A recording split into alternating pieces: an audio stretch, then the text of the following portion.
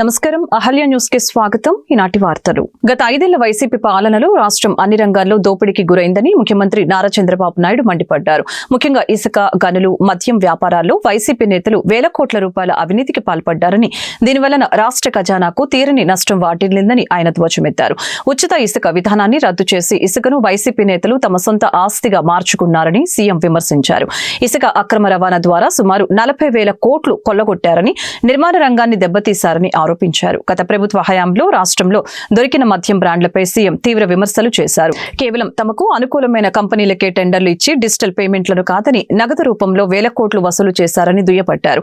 మద్యం ద్వారా ప్రభుత్వానికి రావాల్సిన 18,860 కోట్ల ఆదాయం పక్కదారి పట్టిందని వెల్లడించారు. ల్యాండ్ టైటిలింగ్ యాక్ట్, మీ ఆస్తి మీ జుట్టు ఆయన పట్టుకొని లేయమంటే లేయాలా, కూర్చోమంటే కూర్చోవాలా? అంటే ఇది బ్లాక్ మెయిల్ చేయడమునా కాదా అని అడుగుతున్నా. మీ భూమి సర్వే చేశాడు, 700 కోట్ల రూపాయలు ఖర్చు పెట్టి ఆయన ఫోటో వేశాడు, దానికి డబ్బులు పెట్టాడు. భూమి మీది, పొలం మీది, ఆయన ఫోటో చూసుకోవాలి. శాశ్వతంగా మీ పొలంలో ఉండాలనుకున్నాడు, కానీ శాశ్వతంగా నువ్వు మాకొద్దని వదిలించుకున్నారు. అది ప్రజాస్వామ్యం. అంటే ఎవరికైనా ఇలాంటి ఆలోచనలు వస్తాయా తమ్ముళ్ళు అని మిమ్మల్ని అడుగుతున్నా. ఏమమ్మా ఆడబిడ్డలు వస్తాయా? నేను 50 ఏళ్ళున్నా నాకు ఎప్పుడూ ఆలోచన రాలా. అంటే ఒక వ్యక్తి యొక్క ఆలోచన నిన్న మళ్ళా ప్రెస్ కాన్ఫరెన్స్ పెట్టి, నేను చేతగాని వాడిని, ఆయనకి ఏం తెలియదు, మా నాయనతో పనిచేశాడు, కొడుకుతో పోటీ పడలేకపోతున్నాడని నిన్న మళ్ళా వాగే పరిస్థితికి వచ్చారు. నేను అడుగుతున్నా మిమ్మల్ని అందరినీ, ఇలాంటి చెత్త పనులు నన్ను చేయమంటారా అని మిమ్మల్ని అడుగుతున్నా. శాండు, మైను, వైను అన్నిట్లో దోపిడే. కడాన వెంకటేశ్వర స్వామికి ఇచ్చే ప్రసాదం కూడా కల్తీనే, ఆ నెయ్యి కూడా కల్తీనే. ఇప్పుడు ఆయన అంటాడు నేనేదో క్రెడిట్ చోరీ చేస్తున్నానంట. అంటే ఏం మాట్లాడుతున్నారో కూడా తెలియదు, ఏం మాట్లాడినా జరిగిపోతుంది అనుకుంటున్నారు తప్ప ఒక పద్ధతి లేని రాజకీయం చేస్తున్నారు. ఈ విషయం మీరు గుర్తుపెట్టుకోవాల్సిన అవసరం ఉంది. నేను ఒకటే ఈ రాష్ట్రంలో ఉండే ప్రతి ఒక్కరిని కోరుతున్నాను, మంచికి చెడుకి వ్యత్యాసాన్ని ఎప్పటికప్పుడు నెమరేసుకోవాలి. రాజకీయ నాయకులే కాదు, సమాజంలో ఎవరైనా మాట్లాడితే వాళ్ళ మాటలను బేరీజ్ చేసుకుని మంచిని ప్రోత్సహించాలి, చెడును ఖండించాలి. అప్పుడే సమాజంలో మంచి జరుగుతుంది, మీకు భవిష్యత్తు ఉంటుంది. మీకే కాదు మన పిల్లలకు కూడా బంగారు భవిష్యత్తు ఉంటుందని మీ అందరికీ విజ్ఞప్తి చేస్తున్నా. అందుకే నేను ఒక యజ్ఞమారిగా తీసుకున్నా. నేను స్వచ్ఛమైన ఆలోచనలే తీసుకొస్తాను. నేను ఒక ఆలోచన చేశాను, మన పోయినప్పుడు పేద మరియు మధ్యతరగతి ప్రజలకు అత్యున్నత ప్రమాణాలతో కూడిన వైద్య సేవలను తక్కువ ఖర్చుతో అందించడమే లక్ష్యంగా శ్రీ ధూళిపాల వీరయ్య చౌదరి మెమోరియల్ ట్రస్ట్ పనిచేస్తుందని ట్రస్ట్ చైర్మన్ మాజీ ఎమ్మెల్యే ధూళిపాల నరేంద్ర కుమార్ తెలిపారు. మంగళవారం వడ్లమూడిలోని ఆసుపత్రి ప్రాంగణంలో జరిగిన మీడియా సమావేశంలో ఆయన మాట్లాడారు. గత 6 ఏళ్లుగా డీవీసీ హాస్పిటల్ వేలాది మందికి ప్రాణదానం చేసిందని ఆయన గుర్తు చేశారు. ముఖ్యంగా సంగం డైరీకి పాలు పోసే లక్షలాది మంది పాడి రైతులకు, వారి కుటుంబ సభ్యులకు వైద్య బిల్లులో 50% రాయితీ కల్పిస్తూ అండగా నిలుస్తున్నామని తెలిపారు. 0 పడకల సామర్థ్యంతో ప్రారంభమైన ఈ ఆసుపత్రిలో ప్రస్తుతం కార్డియాలజీ, నెఫ్రాలజీ, న్యూరో సర్జరీ వంటి 10 సూపర్ స్పెషాలిటీ విభాగాలు అందుబాటులో ఉన్నాయని ఆయన వివరించారు. రాష్ట్రంలోని గ్రామీణ స్థాయిలో హెలీప్యాడ్ సౌకర్యం కలిగిన ఏకైక ఆసుపత్రిగా అత్యవసర సమయాల్లో ప్రాణాలను కాపాడడంలో ముందంజలో ఉన్నామని నరేంద్ర కుమార్ పేర్కొన్నారు. 16 సంవత్సరాలు నేను సంగం డైరీ చైర్మన్ గా లేను. నా ముందున్న వ్యక్తులు 10 ఏళ్ళు 14 ఏళ్ళు ఉన్నా కూడా ఎవరు ఇంది కుటుంబం ఆస్తంలా, కానీ ధూళిపాల నరేంద్ర కుమార్ వస్తేనే ఇది కుటుంబ ఆస్తి అంటారు. నాకు అర్థం కాదు, అది వాళ్ళకి రాంది. ధూళిపాల నరేంద్ర కుమార్ వస్తే ఇదేదో ఈయన కుటుంబం ఈయనదే అంటారు. మీరు నన్ను చూసి ఏముంది, ఇంకొక హాస్పిటల్ ఉంది, ఇంకో సంగం డైరీ ఉందనుకుంటారేమో. బట్ దీనివల్ల వ్యక్తిగతంగా నేను నా కుటుంబము సఫర్ అవ్వచ్చు, but we have served people at larger extent. అదొక్కటే మాకు సంతోషాన్ని ఇచ్చేది. ప్రభుత్వం వేధింపులకు గురి చేసి తనల్ని ఇంకా జైలుకు పంపడానికి వెళ్ళినటువంటి తరుణంలో నన్ను బయటకు తీసుకురండి అని ఆయన అడగల, నా బయలు కోసం ప్రయత్నం చేయండి అని ఆయన అడగల. ప్రభుత్వం దుర్మార్గపు ఆలోచన చేస్తోంది. ఇది వ్యాపార సంస్థ కాదు, ఇది సహకార సంస్థ. ఈ ప్రభుత్వం చేతిలో పడితే ఇది నలిగిపోతుంది. దీని పునాదులు కదిలిపోతాయి, దీన్ని కాపాడాల్సినటువంటి బాధ్యత మనందరి మీద ఉంది, మీ దృష్టి దాని మీద పెట్టండి అని అడిగారు. That speaks his commitment to the organisation. అప్పుడప్పుడు మాట కాస్త కటువుగా ఉంటుంది కానీ ఆలోచనలు మనసు మాత్రం ప్రేమగానే ఉంటాయి. ఈ నియోజకవర్గం పట్ల, ఈ ప్రజల పట్ల, ఈ సంస్థల పట్ల ఆలోచనల్లో మాకందరికీ కూడా పెద్ద ఆలోచనలు పెద్ద తేడా లేవు. ఇవన్నీ కూడా ప్రజలతో కలిసి పనిచేయడానికి మార్గాలే తప్ప జీవించడానికో జీవితంలో ఆదాయాన్ని సంపాదించడానికో మార్గాలు మాత్రం కాదు. సంఘం డైరీని చూసినప్పుడు నేను చాలాసార్లు అనుకుంటా, ఆదాయాన్ని సంపాదించుకునేటువంటి మార్గం ఇవాళ రాయలసీమ వ్యవసాయంలో లేనటువంటి పరిస్థితుల్లో ఇట్లాంటి ప్రత్యామ్నాయ మార్గాలు ఉంటే ఎంత బాగుంటది అనేటువంటి ఆలోచన అనిపిస్తూ ఉంటది.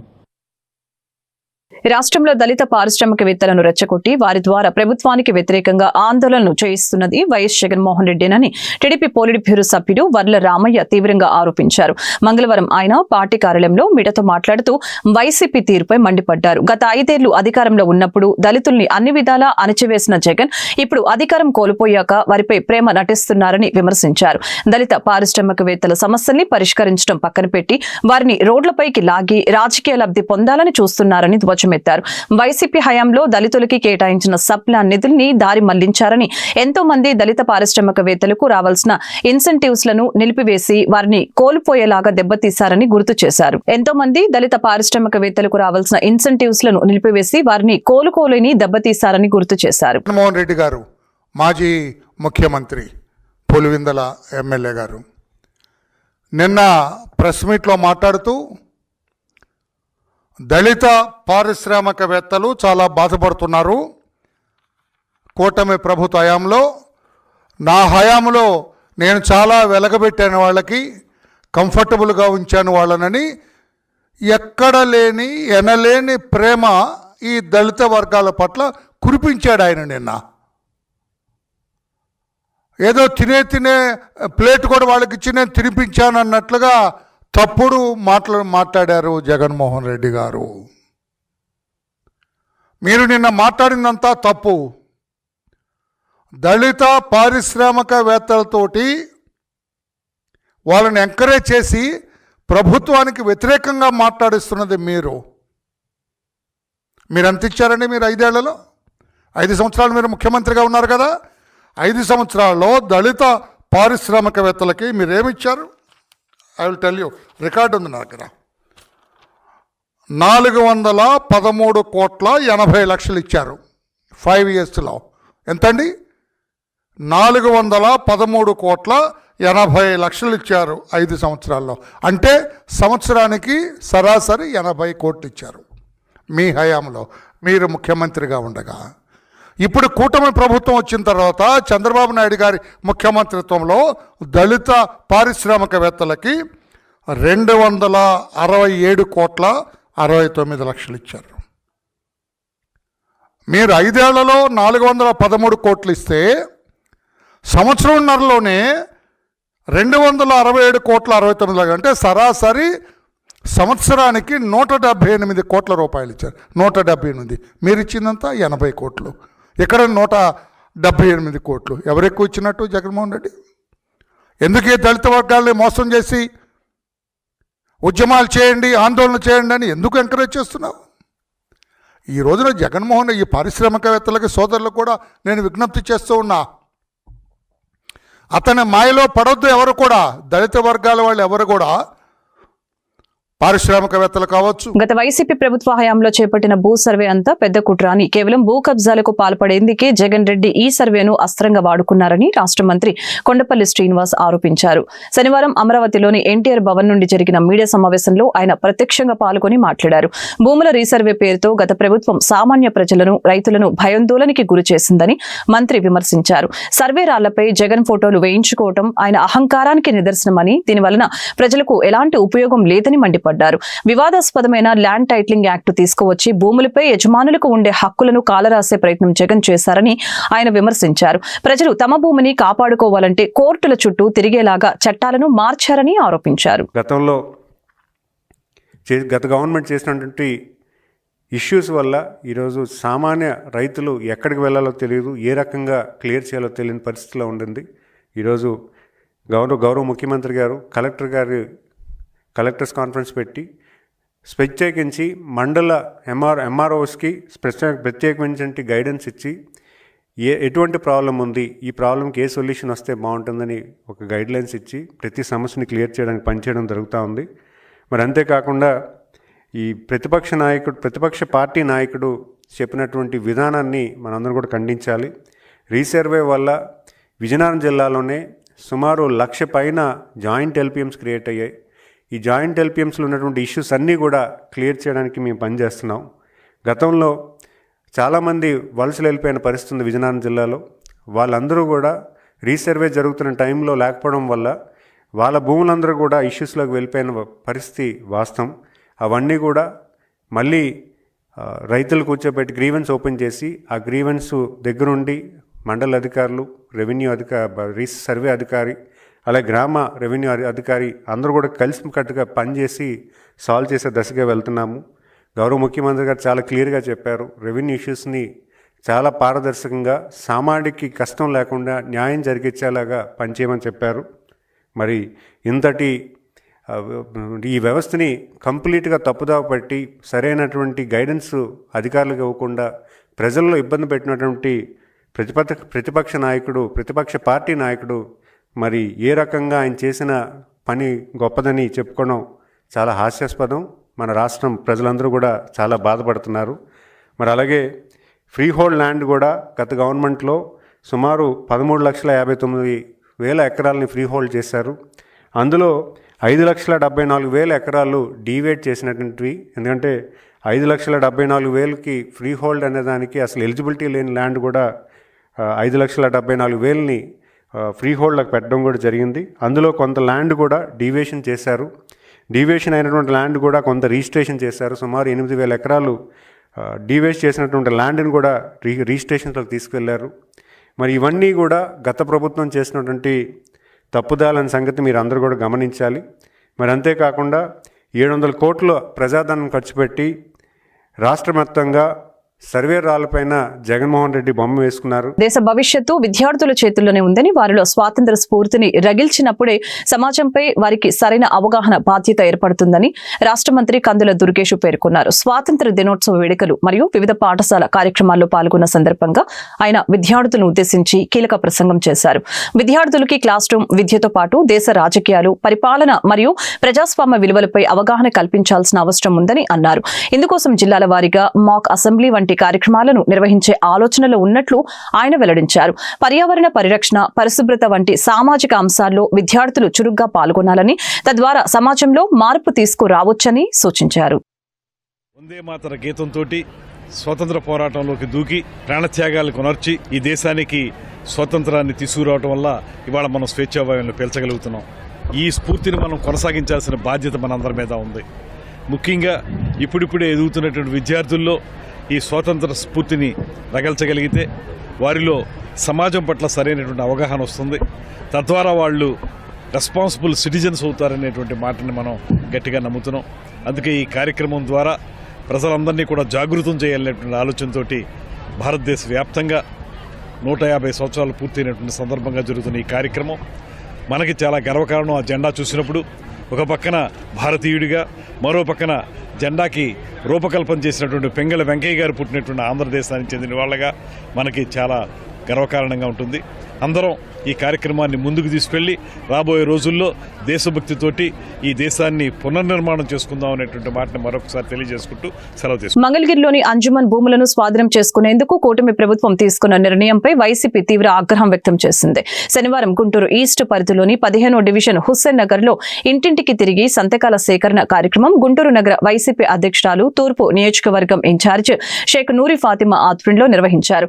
ఈ సందర్భంగా ఆమె మీడియాతో మాట్లాడుతూ తాము చేపట్టిన సంతకాల సేకరణకు ప్రజల నుంచి విశేష స్పందన లభించిందని అన్నారు. ఈ నెల 30వ తేదీన గుంటూరులో భారీ నిరసన ర్యాలీ చేపడుతున్నామని తెలిపారు. ఈ కార్యక్రమాన్ని విజయవంతం చేయాలని పిలుపునిచ్చారు. కూటమి పాలనలో ముస్లిం మైనార్టీలకు అన్యాయం జరుగుతుందని ఆరోపించారు. కార్యక్రమంలో వైసీపీ నేతలు గులాం రసూల్, రాష్ట్ర minority cell joint secretary Sheikh Afsar, జిల్లా మైనార్టీ ప్రెసిడెంట్ షైదా ఖాన్, షేక్ లియాఖత్, అజయ్, పోలవరపు జ్యోతి, వెంకటేశ్వర్లు తదితరులు పాల్గొన్నారు. ముందుగా అందరికీ నమస్తే, అస్సలాముఅలైకుం, వందనాలు. మీ అందరికీ తెలిసినట్టుగానే గత నెల నుంచి కూడా జరుగుతున్న కార్యక్రమంలోనే ఈ కార్యక్రమం కూడా మరి సంతకాల సేకరణ కార్యక్రమం నిన్న మసీదు దగ్గర జుమ్మా నమాజ్ తర్వాత ఏ విధంగా సక్రమంగా జరిగిందో అనూహ్య స్పందన, ఇంకా ప్రజలు మద్దతు ఇవ్వడానికి చేయటానికి వాళ్ళందరూ కూడా ముందుకు వస్తున్నారు. అలాగే మరి ఈరోజు హుసేన్ నగర్ లో 15వ వార్డులో సంతకాల సేకరణ కార్యక్రమం ఈరోజు చేపట్టాము. అలాగే ప్రజల దగ్గరికి వెళ్ళి దీని అవగాహన తెలిస్తే మాకు తెలుసమ్మా, మేము చూస్తున్నాము ఏ విధంగా ఈ కూటమి ప్రభుత్వం చేస్తుందో, ఇప్పుడు దాకా రాష్ట్రంలో పథకాలు ఇవ్వలేదు, డెవలప్మెంట్ లేదని చెప్పుకుంటున్నాం, ఇప్పుడు మైనార్టీ ఆస్తుల మీద పడుతున్నారు అని చెప్పి వాళ్ళే మరి ఎందుకైనా మేము ఓటేసాం, వీళ్ళకి ఓట్లేసి ఈ రోజు మేము బాధపడుతున్నాం అని చెప్పి వాళ్ళంతటా వాళ్ళు చెప్తున్నారు. నిజంగానే ఈ రాష్ట్రానికి బాధాకరం ఈ కూటమి ప్రభుత్వం రావటం, ప్రజలకి వాళ్ళకి మరి రావణ కష్టంలాగా మారే విధంగా ఈ కూటమి ప్రభుత్వం చర్యలు ఉంటున్నాయి. అలాగే మరీ ముఖ్యంగా మైనారిటీలకి ఏ హామీలు చెప్పి ఈ కూటమి ప్రభుత్వం వచ్చిందో, మైనారిటీ ఓట్ల వల్ల ఈ కూటమి ప్రభుత్వం గెలిచిందో, అలాగే ఇక్కడున్న ఎమ్మెల్యే కానీ ఎంపీ కానీ మేము మైనారిటీలకు అండగా ఉంటామని చెప్పి సభ ప్రాంగణంలో ఏ విధంగా చెప్పి ఈ రోజు ఆ మాట తప్పి ప్రజలకి ఇబ్బంది పెడుతున్నారో మీరు అందరు చూస్తా ఉన్నారు. కానీ మరి మంచి ప్రభుత్వం జగన్మోహన్ రెడ్డి గారి హయాంలో మైనారిటీలు ఎంత చక్కగా అన్ని పథకాలు కానీ, లేకపోతే వాళ్ళకి సంక్షేమం కానీ, లేకపోతే అభివృద్ధి కానీ ఏ విధంగా మైనారిటీలు జరిగిందో అదే విధంగా రానున్న రోజుల్లో 2029 జగన్మోహన్ రెడ్డి గారి హయాం మళ్ళీ వస్తుంది. వాళ్ళు మాకు భరోసా ఇస్తున్నారు. ఆ భరోసా ప్రకారంగానే ఎప్పుడు ఈ 3 సంవత్సరాలు కంప్లీట్ అవుతుందో, మాకు ఈ రావణ కష్టం ఎప్పుడు పోయిద్దో అని చెప్పి మరి వాళ్ళు చెప్పటం చేయటం జరిగింది. అదే విధంగా దానికోసం ఖచ్చితంగా ప్రజల వెంట, ప్రజల కోసం ఏ విధంగా మాట చెప్పి మరి జగన్మోహన్ రెడ్డి గారు ఈ పార్టీ స్థాపించారో అదే విధంగా మేము కూడా ఉంటామని చెప్పి తెలియజేస్తూ గుంటూరు 1 టౌన్ 2 టౌన్ లో మరి ఈ సంతకాల సేకరణ కార్యక్రమం ఇంకా ప్రజల్లోకి తీసుకెళ్లి దీని అవగాహన తీసుకొని వచ్చి 30వ తారీఖుని ప్రోగ్రామ్ మాత్రం సక్సెస్ఫుల్ చేస్తామని చెప్పి ప్రజలు చెప్పడం జరిగింది. దానికి చాలా సంతోషంగా ఉంది.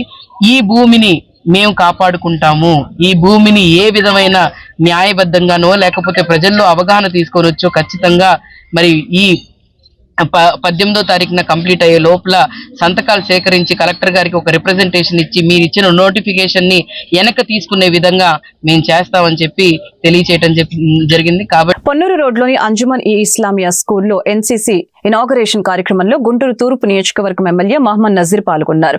ఎన్సీసీ ప్రాముఖ్యత గురించి విద్యార్థులకు ఎమ్మెల్యే వివరించారు. అనంతరం ఎమ్మెల్యే మీడియాతో మాట్లాడారు. ఎన్సీసీలో చేరటం వలన ఆత్మస్థైర్యం, క్రమశిక్షణ, మానసిక ధైర్యం పెంపొందించుకోవచ్చని తెలిపారు. భావితరాలకు భారత పౌరుణ్ణి తయారు చేయడానికి ఈ ఎన్సీసీ ఉపయోగపడుతుందని తెలిపారు. ఎన్సీసీలో చేరిన 50 మంది విద్యార్థులకు అభినందన తెలుపుతున్నారని అన్నారు. భవిష్యత్తులో ఎన్సీసీ సర్టిఫికేట్ మీకు ఉద్యోగ అవకాశాలలో ఉపయోగపడుతుందని ఈ సందర్భంగా తెలిపారు. ఎన్సీసీలో చేరటం వలన ఆరోగ్యంగా, శరీరం దృఢత్వం కలిగి ఉంటాయని చెప్పారు. గుంటూరు నగరంలో గత 25 సంవత్సరాల నుంచి వేలాది మంది పిల్లలకు విద్యా అవకాశాలు కల్పిస్తున్నటువంటి అంజుమన్ ఇస్లామియా గుంటూరు స్కూళ్ళు నందు ఎన్సీసీ ముఖ్యంగా విద్యార్థులలో ఉన్నటువంటి భయాన్ని పోగొట్టేటువంటి విధంగా, వాళ్ళ మానసిక స్థైర్యాన్ని పెంచేటువంటి విధంగా, అలాగే ఆరోగ్యపరమైనటువంటి సమస్యల మీద వారికి అందరూ కూడా అవగాహన కల్పించేటువంటి విధంగా ఈరోజు దేశంలోనే అత్యున్నతమైనటువంటి సేవలు అందిస్తున్నటువంటి ఎన్సీసీ క్యాడెట్స్ సంబంధించినటువంటి ట్రైనింగ్ ప్రోగ్రామ్ని ముఖ్యంగా ఈరోజు అంజుమన్ ఇస్లామియాలో ప్రారంభించుకోవడం చాలా సంతోషం. ఈరోజు ఎన్సీసీకి సంబంధించినటువంటి పెద్దలు కమాండెంట్ ఉన్నటువంటి సుదర్శన్ గారు, అలాగే మిగతా స్టాఫ్ వాళ్ళందరూ కూడా వచ్చి ఈరోజు దాదాపు 50 మందికి ఈరోజు ఎన్సీసీ క్యాడెట్లో ట్రైనింగ్ ఇచ్చేటువంటి క్యాంప్ని పెట్టడం జరుగుతూ ఉంది. గతంలో ఎప్పుడు లేనటువంటి విధంగా ముఖ్యంగా ముస్లిం ఆడపిల్లల్లో ఒక మానసిక స్థైర్యాన్ని కలిగించాలనేటువంటి ధ్యేయంతో ఈ కార్యక్రమాన్ని తీసుకోవడం జరిగింది. ఎందుకంటే కేవలం చదువుతో పాటు ఈరోజు ఏదైతే కాంపిటీషన్ ఉన్నటువంటి పరిస్థితుల్లో ప్రతి ఒక్కరు కూడా అన్ని విధాలు కూడా సిద్ధులై ఉండాలనే ఆలోచనతో ఒక పక్కన ఎన్సీసీకి సంబంధించినటువంటి ట్రైనింగ్ ద్వారా వాళ్ళకు వెయిటేజ్ 10th తర్వాత వాళ్ళు ఏ ఎడ్యుకేషన్ ఐఐటీకి కానీ ఐఐటీస్ కానీ వెళ్ళాలనుకున్నా కూడా వెయిటేజ్ వచ్చేటువంటి అవకాశాలు ఉన్నాయి.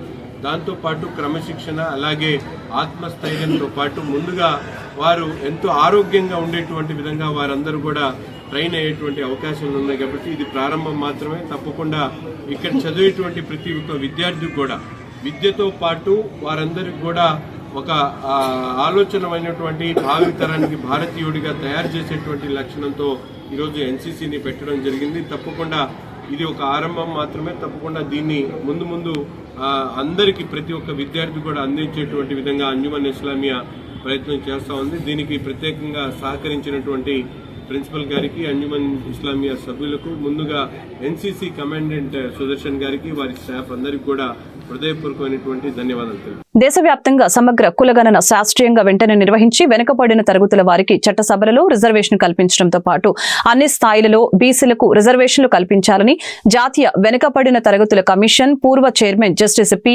ఈశ్వర్య డిమాండ్ చేశారు. జననాయక్ కర్పూరి ఠాకూర్ ఫౌండేషన్ ఆధ్వర్యంలో గుంటూరులోని బీవీఆర్ కన్వెన్షన్ హాల్లో భారతరత్న జననాయక్ బీహార్ మాజీ ముఖ్యమంత్రి కర్పూరి ఠాకూర్ 102వ జయంతి ఘనంగా జరిగింది. ఈ కార్యక్రమంలో జస్టిస్ పి ఈశ్వరయ్య, మాజీ మంత్రివర్యులు డొక్క మాణికవర్ ప్రసాద్, మాజీ శాసన మండలి సభ్యులు జంగా కృష్ణమూర్తి, సిపి రాష్ట్ర కార్యదర్శి జి ఈశ్వరయ్య, జననాయక్ కర్పూరి ఠాకూర్ ఫౌండేషన్ నేత డాక్టర్ ఆలా వెంకటేశ్వర్లు, జన చైతన్య వేదిక రాష్ట్ర అధ్యక్షులు వల్లంరెడ్డి, లక్ష్మణరెడ్డి తదితరులు పాల్గొన్నారు. ఈ రోజు ఈ ఆంధ్ర రాష్ట్రంలో ఫిబ్రవరి మాసంలో నెక్స్ట్ మంత్లోనే లోకల్ బాడీస్ ఎలక్షన్స్ ఉన్నాయి.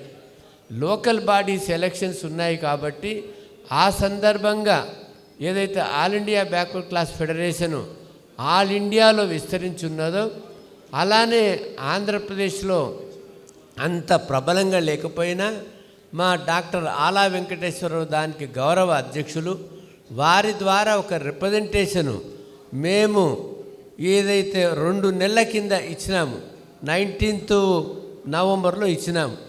తర్వాత అప్పటి నుంచి గవర్నమెంట్ ఏది జవాబు చెప్పనందువల్ల ఏమని ఇచ్చినాము, మీరు కులగణన చేయండి.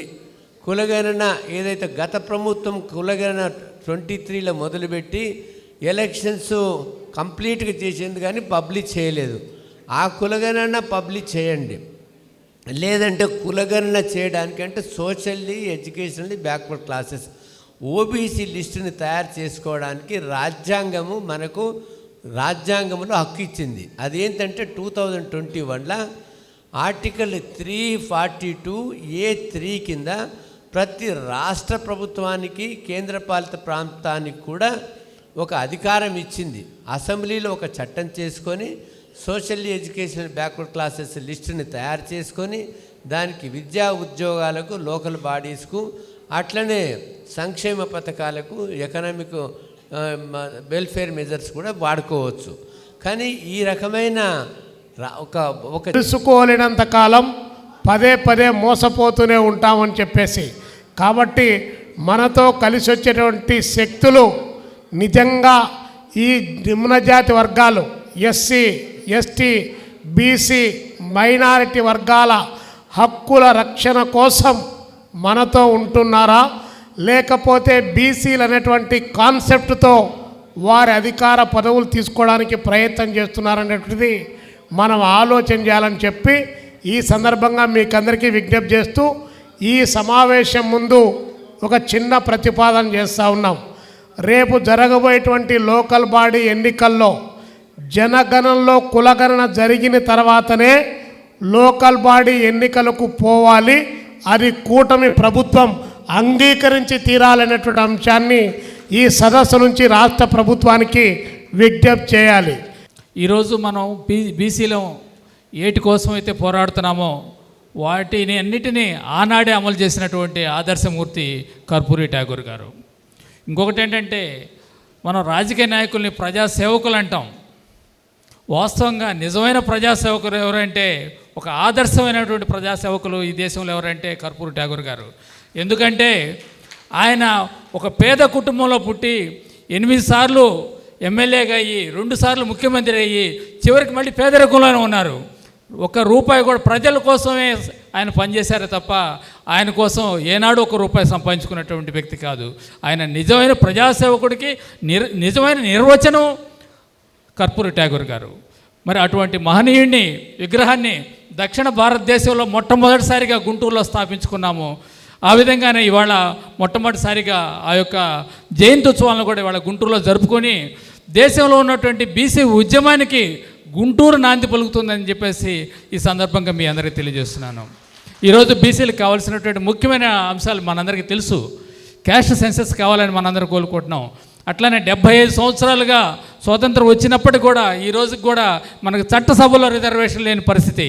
ఇవాళ చట్టసభలో రిజర్వేషన్ లేని పరిస్థితి ఉంటే ఏమవుతుందంటే ఇవాళ మనందరూ కూడా బీసీలు ఎవరన్నా మన నాయకులు ఉన్నా కూడా వాళ్ళందరూ కూడా ఆ యొక్క పార్టీల యొక్క అధినేతల చెప్పు చేతుల్లో పనిచేయాల్సిన పరిస్థితులు ఇవాళ చూస్తున్నాం మనం స్పష్టంగా. కాబట్టి అదే ఒక మనకు గుంటూరు నగరాన్ని స్వచ్ఛ గుంటూరుగా తీర్చిదిద్దడానికి నగర ప్రజలు మరియు ప్రజా ప్రతినిధుల సహకారం ఎంతో ముఖ్యమని నగర మేయర్ కోవెలముడి రవీంద్ర అన్నారు. శనివారం స్వర్ణాంధ్ర స్వచ్ఛాంధ్ర కార్యక్రమంలో భాగంగా పీవీకే నాయుడు మార్కెట్ పరిసర ప్రాంతాల మాస్ క్లీనింగ్ చేపట్టారు. శ్రీ వెంకటేశ్వర విజ్ఞాన మందిరం ఎదురుగల టాయిలెట్స్ ను నగర కమిషనర్ కె మయూర్ అశోక్ తో కలిసి మేయర్ పరిశీలించారు. తదుపరి విజ్ఞాన మందిరం వద్ద అధికారులు సిబ్బందిచే స్వచ్ఛ ప్రతిజ్ఞ చేపించారు. ఈ సందర్భంగా మేయర్ మాట్లాడుతూ రాష్ట్ర ముఖ్యమంత్రి నారా చంద్రబాబు నాయుడు స్వర్ణాంధ్ర స్వచ్ఛాంధ్ర కార్యక్రమం ద్వారా రాష్ట్ర వ్యాప్తంగా క్లీన్ అండ్ గ్రీన్ చేయిస్తున్నారని వివరించారు. కార్యక్రమంలో deputy mayor Sheikh Sajila, SE G Venkateswararao, city planner Rambabu, CMO H doctor Shantikala, deputy కమిషనర్లు B Srinivasarao, CH Srinivasarao, T Venkata Krishnaiah, కార్పొరేటర్లు ఈరంటి వరప్రసాద్, పోతురాజు, సమత, నగరపాలక సంస్థ అధికారులు, సిబ్బంది పాల్గొన్నారు. పరిశుభ్రత కొరకు ప్రతిరోజు కొంత సమయం కేటాయిస్తానని నా పూర్తిగా స్వచ్ఛత కొరకు శ్రమదాన చేసి పరిశుభ్ర ఆంధ్రప్రదేశ్ సాధించే సంకల్పానికి కట్టుబడి ఉంటానని ఈరోజు నేను వేసిన ఈ ముందడుగు ఆంధ్రప్రదేశ్ రాష్ట్రాన్ని శుభ్రపరచడంలో సహాయం చేస్తుందని నమ్ముతూ ఈ రోజు నుండి నా తోటి వారికి కూడా సంపూర్ణ పారిశుధ్యం కొరకు బహిరంగ మలమూత్ర విసర్జన నుండి విముక్తి కొరకు విధిగా గృహ మరియు సామూహిక మరుగుదొడ్డిని వినియోగించడం, క్రమం తప్పకుండా సెప్టిక్ ట్యాంకును శుభ్రపరచడం వంటి అంశాలపై అవగాహన కల్పించే దిశగా ప్రయత్నిస్తానని మన ఆంధ్రప్రదేశ్ ను స్వచ్ఛాంధ్రప్రదేశ్ గా తీర్చిదిద్దేటట్టు నా వంతు కృషి చేస్తానని ప్రమాణం చేస్తున్నాను. అమరావతి రాజధాని పరిధిలో 77వ గణతంత్ర దినోత్సవ వేడుకలు ఫుల్ డ్రెస్ రిహార్సల్ శనివారం ఘనంగా జరిగింది. ఈ కార్యక్రమాన్ని రాష్ట్ర డీజీపీ హరీష్ కుమార్ గుప్తా, సాధారణ పరిపాలన శాఖ ముఖ్య కార్యదర్శి జె శ్యామల్ రావులు పరిశీలించారు. జంగారెడ్డిగూడెం ఏఎస్పీ ఐపీఎస్ అధికారి ఆర్ సుస్మిత పెరేడ్ కమాండర్ గా వ్యవహరించారు. భారత ఆర్మీ, ఆంధ్రప్రదేశ్ 2వ పోలీస్ బెటాలియన్, సిఆర్పీఎఫ్ పోలీసు సాయుధ దళాలు, ఆంధ్రప్రదేశ్ 16వ పోలీస్ బెటాలియన్, బాలురు బాలికల విభాగాల ఎన్సీసీ క్యాడెట్స్, రాష్ట్ర సాంఘిక సంక్షేమ గురుకుల సంస్థల విద్యార్థులు, రెడ్ క్రాస్ యువదళం కంటిజెంట్స్ డ్రెస్ రిహార్సల్స్ ప్రదర్శించారు. ఈ కార్యక్రమంలో ఐజీ రాజకుమారి, జిల్లా collector A Tammi Mansaria, SP Vakul Jindal, joint collector Ashutosh Srivastava, సమాచార పౌర సంబంధాల శాఖ సంచాలకులు కెఎస్ విశ్వనాథన్, గుంటూరు నగరపాలక సంస్థ కమిషనర్ కె మయూర్ అశోక్, అదనపు కమిషనర్ చెల్ల ఓబులేసు తదితర జిల్లా అధికారులు పాల్గొన్నారు. మానవతా స్వచ్ఛంద సేవా సంస్థ ఆధ్వర్యంలో జనవరి 24వ తేదీన గుంటూరు చౌత్రా సెంటర్లోని ప్రభుత్వ బాలికల ఉన్నత పాఠశాలలో జాతీయ బాలిక దినోత్సవాన్ని ఘనంగా నిర్వహించారు. ఈ కార్యక్రమానికి ముఖ్య అతిథిగా ప్రసిద్ధ గైనకాలజిస్ట్ డాక్టర్ ఎన్ అనితా హాస్ట్రీ బాలికలకు ఆరోగ్యం, పరిశుభ్రత, జీవన శైలిపై విస్తృత అవగాహనని కల్పించడం జరిగింది. ఒక బాలిక ఆరోగ్యంగా, ఆత్మవిశ్వాసంతో, విద్యావంతంగా, శక్తివంతంగా ఎదిగితే కుటుంబం బలపడుతుంది, దేశం బలపడుతుంది, ప్రపంచం బలపడుతుందని ఈ సందర్భంగా తెలిపారు. చిప్స్, చాక్లెట్స్, జంక్ ఫుడ్ కి దూరంగా ఉండి పౌష్టికాహారం తీసుకోవాలని, రోజు సరిపడా నీరు త్రాగాలని, మంచి నిద్రతో పాటు వ్యాయామాన్ని అలవర్చుకోవాలని ఈ సందర్భంగా తెలియజేశారు. ఈ కార్యక్రమంలో మానవతా డైరెక్టర్లు తిరుపతి రెడ్డి, శ్రీనివాస్ రెడ్డి, గుడివాడ శ్రీనివాసరావు, శివాజీ, రాధాకృష్ణ, పావని, పాఠశాల ఉపాధ్యాయులు, నాన్ టీచింగ్ సిబ్బంది, తల్లిదండ్రులు మరియు విద్యార్థినులు పాల్గొన్నారు. కంటైనర్స్ లో వెళ్తున్నాయి. ఎలా వెళ్తున్నాయి? లారీస్, ట్రాన్స్పోర్ట్ ఆటోస్ లో వెళ్తున్నాయి. సో అవి మెటల్ చుట్టూగా హాట్ అయిపోయి ఆ వాటర్లో ఆ ప్లాస్టిక్ అంతా కరిగి, ఎస్పెషల్లీ రీయూజబుల్ ప్లాస్టిక్, ఈ మైక్రో ప్లాస్టిక్స్ అన్నీ చాలా చిన్నగా ఉంటాయి. అండ్ మెన్ కంటే ఫీమేల్స్లో ఈ మైక్రో ప్లాస్టిక్ అబ్జార్ప్షన్ చాలా ఎక్కువ. ఎందుకంటే మన స్కిన్ కొంచెం డెలికేట్గా ఉంటుంది, థిన్గా ఉంటుంది. సో అబ్జార్ప్షన్ ఈవెన్ మనం చుట్టూ ఈవెన్ కార్లో కూర్చున్న కార్ డాష్ బోర్డ్ నుంచి కూడా మైక్రో ప్లాస్టిక్ అబ్జార్ప్షన్ వస్తుంది. సో ఎంతవరకు freshly prepared food, hot food, ఈ చిప్స్, జంక్ అంతా కూడా మనకి ఈ ఫాయిల్ ర్యాపర్స్ వాటిలోనే వస్తాయి కదా. So all that is again junk. So as a women me responsibility ఏంటంటే ఎక్కడెక్కడ మనం ఇవన్నీ అవాయిడ్ చేయగలుగుతాం, ఎక్కడెక్కడ ఇవన్నీ ప్రివెంట్ చేయగలుగుతాం. రోజుకి ఒక ఫ్రూట్, ఒక సాలడ్, వాటర్ ఎక్కువ తాగడము, అండ్ ఏది కొన్నా కానీ ప్యాకెట్ వెనక్కి తిప్పి దాంట్లో ఏంటి ఇంగ్రీడియంట్స్ ఉన్నాయి, ఈస్ట్రోజన్ హార్మోన్ని పక్కకు తప్పించేసి ఇది ఈస్ట్రోజన్లా బిహేవ్ చేసి ఓవేరియన్ సిస్ట్. మేడం ఈ అంటే చిల్డ్రన్ కానీ ఎవరికైనా కానీ ఈ అవేర్నెస్ చాలా ఇంపార్టెంట్. మేము no plastic on private parts అని కూడా ఒక క్యాంపెయిన్ చేస్తున్నాం అనమాట. సో బయోడిగ్రేడబుల్ ప్యాడ్స్ వాడడం చాలా ఇంపార్టెంట్. మీరు వినుంటారు endometriosis, fibroids, ovarian cyst, month అంతా బ్లీడింగ్ అవ్వడం, లేకపోతే పీరియడ్ సరిగా రాకపోవడము, మెన్స్ట్రల్ క్రాంప్స్, ర్యాష్ రావడము మన ప్లాస్టిక్ ప్యాడ్స్ వాడిన తర్వాత. సో బయోడిగ్రేడబుల్ కాటన్, కార్న్, మన మొక్కజొన్న చెత్త, బనానా లీవ్స్, ఫైబర్తో, వీటిలన్నిటితో చేసిన ప్యాడ్స్ ఇప్పుడు బాగా అవైలబుల్గా ఉన్నాయి చాలా కంపెనీస్. అండ్ ఇవన్నీ కూడా మ్యానుఫ్యాక్చరింగ్ చేసేది మన రూరల్ పాపులేషన్లో, మనకి విలేజెస్లో ఉంటారు కదా, ఆ విమెన్తో కల్పించి డ్వాక్రాని కాదు సార్, సిరోన్ అనే కంపెనీ, కార్మసీ అనే కంపెనీ, సహేలి అనే కంపెనీ. ఈ వార్తలు ఇంతటితో సమాప్తం. మరొక బులెటిన్ మళ్ళీ కలుద్దాం. నమస్కారం.